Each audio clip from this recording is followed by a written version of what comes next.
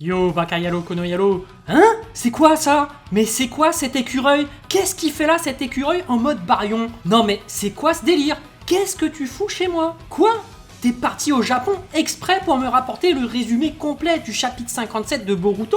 Eh mais faut se calmer. Le chapitre il sort dans une semaine. Non mais c'est pas parce qu'on est en mode barion, on peut aller au Japon en 15 minutes que ça y est. On y va pour juste récupérer les résumés. Non. Combien de fois je vous ai dit qu'il faut pas abuser du mode barion? Faut penser au réchauffement climatique. Faut penser à l'environnement. Non mais en plus, il est chaud le petit écureuil. Il est en mode barion, il est en train de bouffer tous mes meubles. Non mais faut arrêter de faire n'importe quoi chez moi. Mettez plutôt des flammes en commentaire. Mettez des flammes au lieu de massacrer ma maison. Bon, et puis, puisqu'on a le résumé complet en français, eh ben on va en faire une petite vidéo. Voilà. Et le chapitre commence avec Ada, Code et Bug. Code observe Ada en train de dormir et dit « Il me semble vraiment possible que Boro ait désobéi aux ordres de Jigen pour préserver et garder Ada hors de sa portée. Je ne sais pas ce que Boro était en train de préparer, mais Boro avait une véritable malédiction. » Bug qui répond « Je suis surpris que tu saches pour Ada. Mais si tu savais pour la trahison de Boro, alors pourquoi tu ne l'as pas dénoncé à Jigen? De tout ce que j'ai pu voir de moi-même,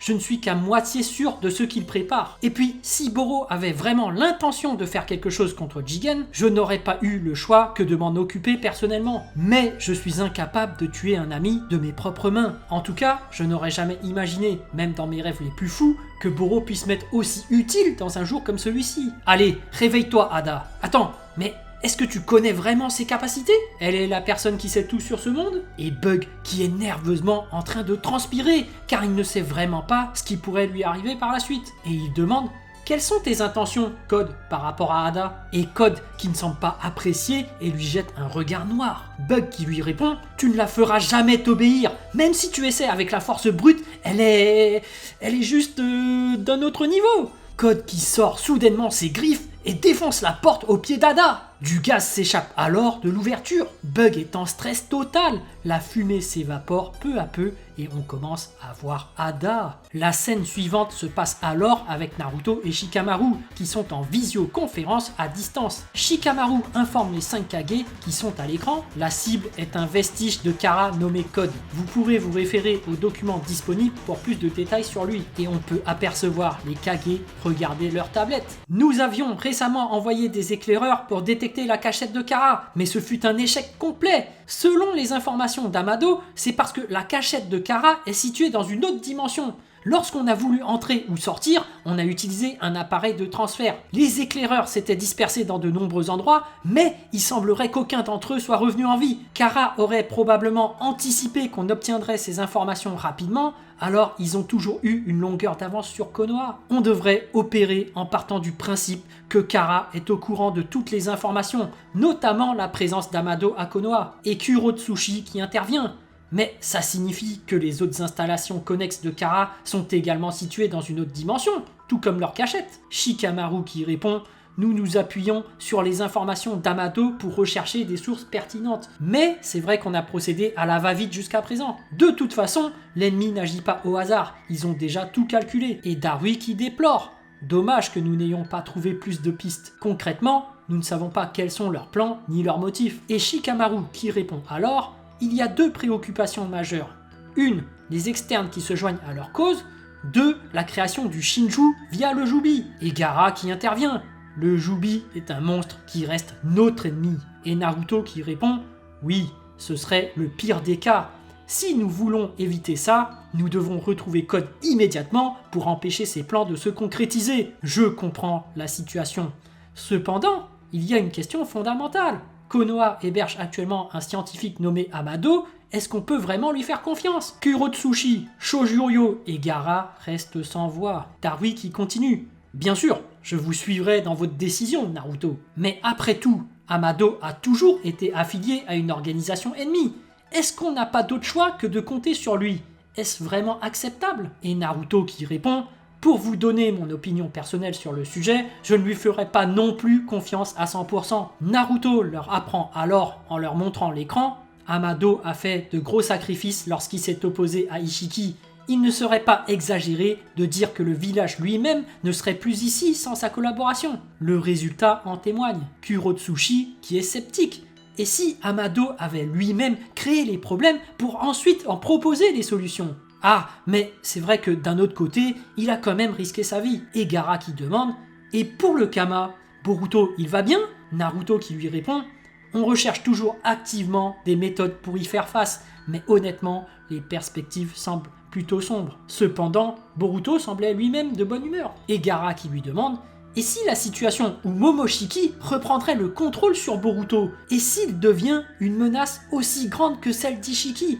Naruto, serais-tu prêt à abattre Boruto ?» Et Naruto qui répond « Bien sûr, je suis le Hokage après tout. » Et on bascule ensuite sur une scène où Amado est en train de chercher quelque chose. Amado qui dit « J'ai parlé à Sasuke il y a peu de temps et il est prêt à tuer Boruto s'il le faut. » Naruto qui lui répond « Oui, j'y suis préparé aussi. » Mais Amado voit quand même que les sentiments de Naruto le submergent. Amado exhale une bouffée de fumée de cigarette et lui dit « J'ai aussi eu une fille, alors je comprends ce que tu ressens. » Eh, c'est la première fois que j'entends parler de ça. Eh bien, c'était il y a 12 ans. Depuis, elle est décédée. Amado qui finit par trouver quelque chose dans les vieilles armoires, il sort un pot transparent avec un bouchon en liège sur le dessus. À l'intérieur, il y a des petites boules noires. Et Amado qui dit « À l'origine, c'était un médicament destiné à affaiblir le Byakugan. J'ai fait tout ce qui était possible et inimaginable pour battre Jigen. Et ça, c'est le fruit de tous mes efforts. S'il vous plaît, ne m'en demandez pas plus. Le Byakugan est né il y a longtemps.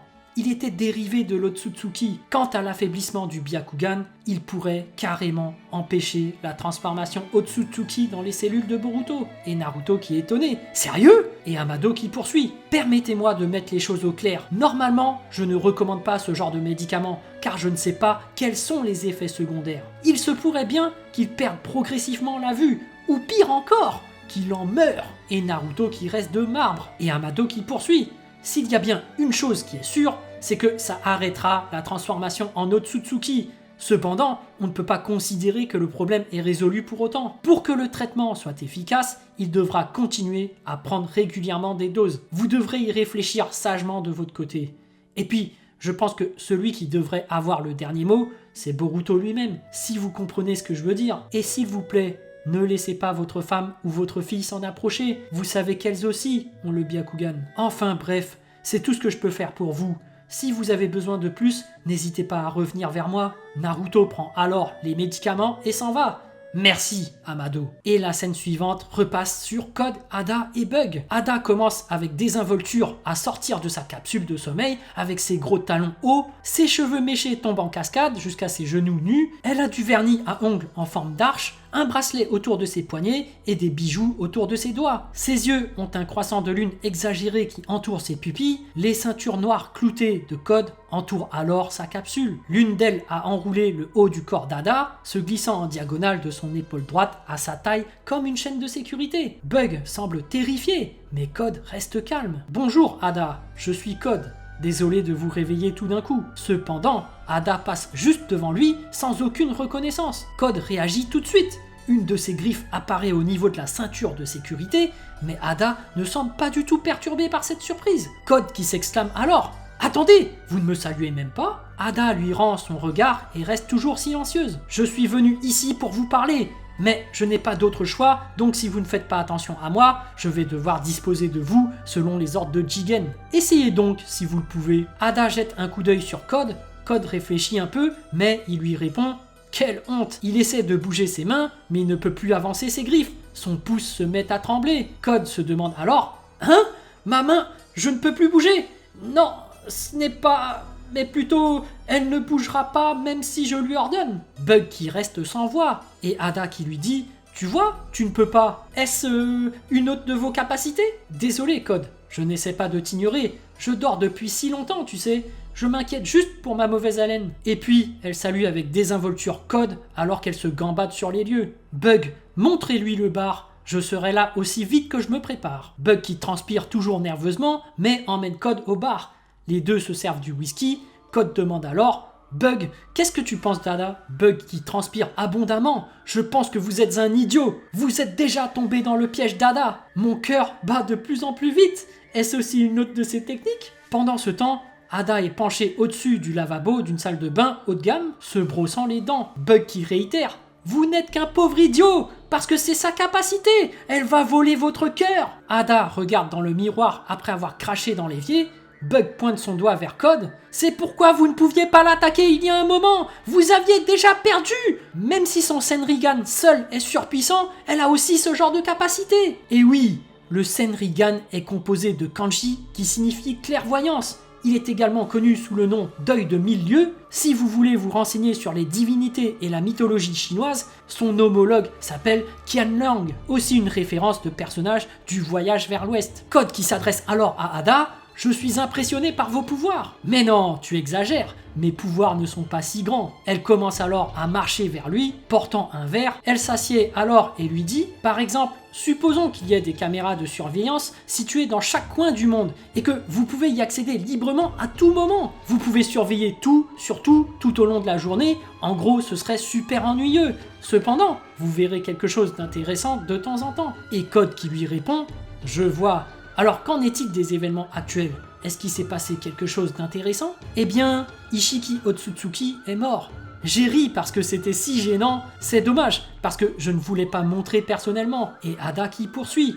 Son âme de défunt n'arrêtait pas de pleurnicher, qu'est-ce que c'était long. Je suis surpris par votre Senrigan. Quelles autres sortes de choses que vous pouvez apercevoir? Eh bien, c'est difficile pour moi de l'expliquer à d'autres personnes, mais je suppose que c'est comme si seule ma conscience mentale était omniprésente dans cette pièce. Je peux aussi voir dans le passé. Cependant, je ne pourrais pas examiner les incidents survenus avant ma naissance. Donc, je vous le dis à l'avance, ne me demandez pas quelle est ma limite concrète sur le nombre d'années sur lesquelles je peux regarder en arrière. Ne faites rien d'aussi stupide. D'accord, je vais laisser tomber le sujet sur le fait de deviner votre âge alors.